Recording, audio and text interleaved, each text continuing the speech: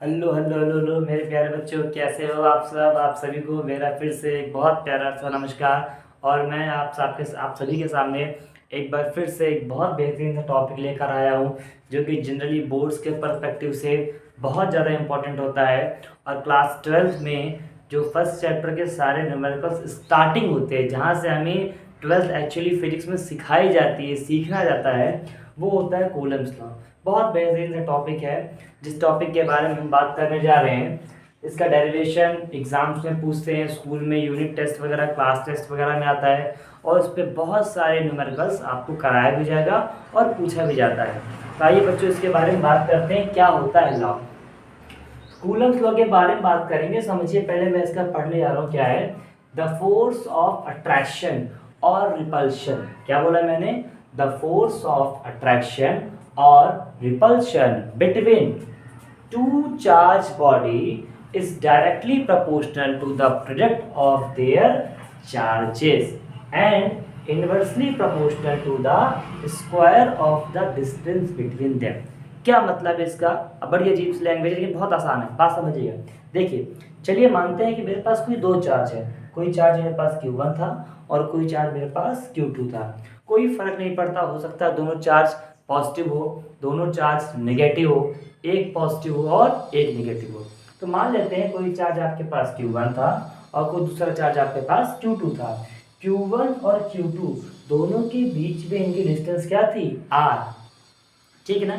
तो इसी के आधार पर कूलम्स ने ये नियम निकाला था कि देखिए force is directly proportional to the product of their charges.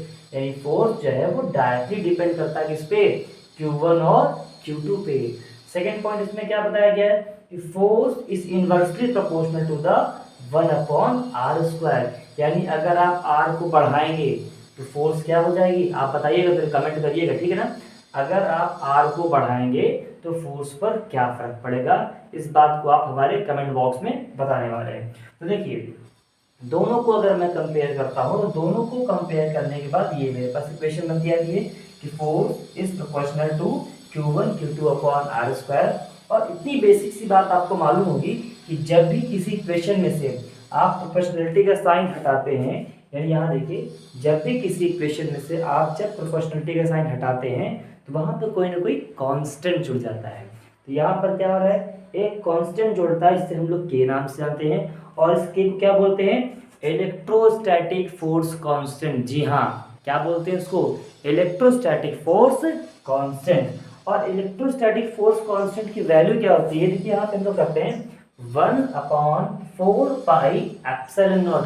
एक ये भी फॉर्मूला निकल के आता है, और इसकी जो एग्जैक्ट वैल्यू होती है 8.98755 इंटू 10⁻⁹ न्यूटन मीटर स्क्वायर पर कूलम स्क्वायर। लेकिन चूंकि न्यूमेरिकल्स करना होता है, बहुत सारे न्यूमेरिकल्स होते हैं, तो इन न्यूमेरिकल्स को आसान करने के लिए हमको यहाँ पर इसकी अप्रॉक्स वैल्यू जो होती है वो होती है 9 इंटू 10⁻⁹ न्यूटन मीटर स्क्वायर पर कूलम स्क्वायर से हम लोग करते हैं। मैक्सिमम सारे न्यूमेरिकल्स जो होते हैं वो इसी पे होते हैं कि के की वैल्यू बच्चा उठाता है, और के की वैल्यू डायरेक्टली क्या होती है? 9 इंटू 10⁹ न्यूटन मीटर स्क्वायर पर कूलम स्क्वायर होता है।